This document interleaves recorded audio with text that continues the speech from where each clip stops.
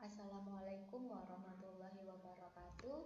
Hari ini kita akan membahas materi baru, yakni mind map atau bisa disebut dengan peta minda. Kompetensi dasar dari materi ini adalah menerapkan metode peta minda atau mind map dan membuat peta minda. Tujuan pembelajaran dari materi ini adalah melalui pendekatan saintifik dengan menggunakan metode project based learning, peserta didik melakukan eksplorasi, penilaian, interpretasi, sintesis, dan informasi untuk menghasilkan berbagai bentuk hasil belajar. Tahukah kalian tentang mind map itu sendiri? Mind map itu sendiri adalah cara mengembangkan kegiatan berpikir ke segala arah, menangkap berbagai pikiran dalam berbagai sudut. Mind map mengembangkan cara berpikir divergen, mencoba berbagai solusi sehingga kalian bisa berpikir lebih kreatif. Nah, ini mind map adalah cara mencatat pikiran-pikiran kreatif, efektif, dan memetakan pikiran-pikiran kita secara menarik, mudah, dan lebih berdaya guna. Mind map itu sendiri sudah saya sebutkan adalah cara memetakan pikiran-pikiran, cara mencatat konsep secara kreatif, efektif, dan menarik. Tentu lebih menarik dengan kalian memetakan pikiran-pikiran atau rencana atau kegiatan kalian atau suatu hal dengan cara memetakan seperti ini. Kemudian ini cara mencatat mudah dan berdaya guna, ilustrasi grafis yang konkret, bagaimana menunjukkan suatu konsep saling berhubungan, skema atau ringkasan suatu hal. Saya akan memetakan mind map ini menjadi 3, yakni kegunaan dari mind map, cara membuat mind map, dan contoh hasil dari mind map tersebut. Yang pertama, kegunaan dari mind map. Untuk yang pertama, kegunaan dari mind map adalah memberi pandangan menyeluruh pada permasalahan pokok, merencanakan rute atau kerangka pemikiran, mengumpulkan sejumlah besar data, mendorong pemecahan masalah dengan kreatif. Ini adalah cara membuat mind map. Untuk yang pertama, buat subjek judul. Langkah pertama tentukanlah subjek judul yang akan dibahas. Misalkan pada mind map yang saya buat ini adalah rencana liburan keluarga. Nah, tuliskan di bagian tengah peta minda atau mind map tersebut, karena subjek ini akan menjadi center atau pokok pikiran dalam peta minda atau mind map yang kalian buat. Kemudian yang kedua adalah membuat cabang-cabang utama.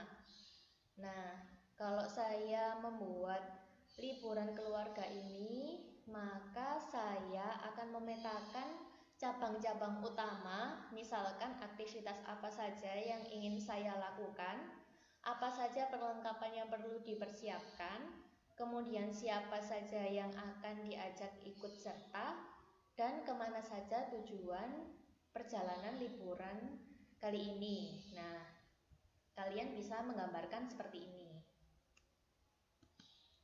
Untuk yang ketiga adalah kembangkan cabang-cabang utama tersebut.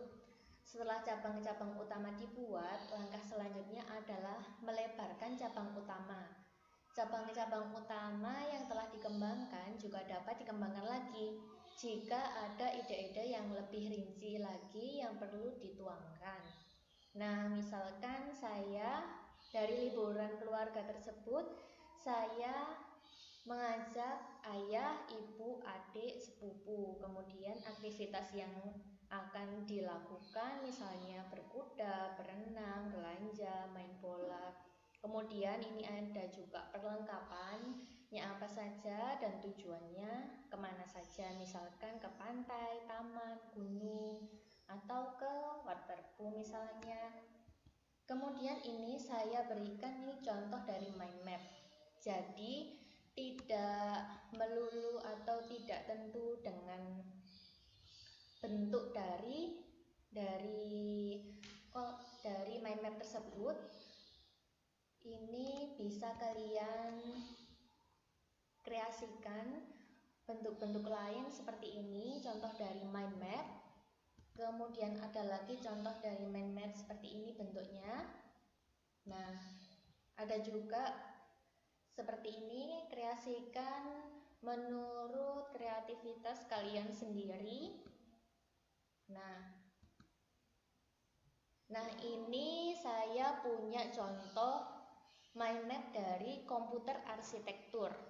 Nah, ini ada cabang utamanya, ada CPU, input device, main memory, dan output device.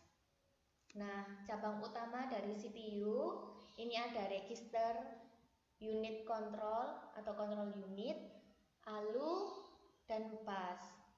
Terus kemudian ada main memory, ini ada bus, jadi saling berhubungan. Ada juga ROM, ada RAM.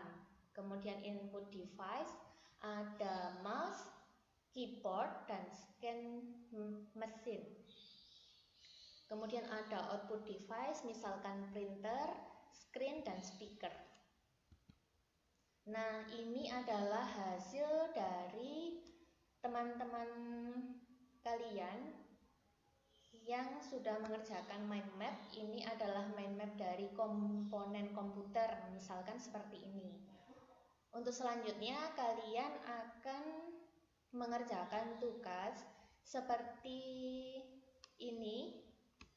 Dikerjakan dulu di kertas, tidak perlu install aplikasi terlebih dahulu. Kreasikan menurut kreativitas kalian. Nah, ini ada soal latihannya.